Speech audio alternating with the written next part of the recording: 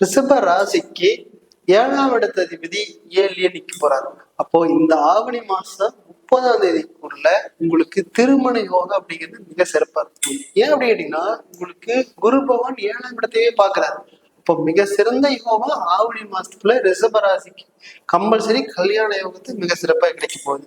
அப்ப பாத்தீங்கன்னா 10ஆம் இடத்திலேயே உங்களுக்கு சனிபான் வக்ரமாகிறாரு.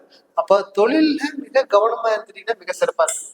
வெளிநாட்டு வேலை அப்படின்னு 11ஆம் இடத்துல ராகுவான் வெளிநாடு சம்பந்தமான தொழில் ஏதாவது வெளிநாடு வேலைக்கோ முயற்சி பண்ணீங்கன்னா ஆவணி மாதம் 1ஆம் தேதி 30ஆம் தேதிக்குள்ள ரிஷப ராசிக்கு வெளிநாட்டுல வேலை கிடைக்க போகுது. அதுதான் உங்களுக்கு இந்த மாசம் சிறப்பான பலனை கிடைக்க போகுது.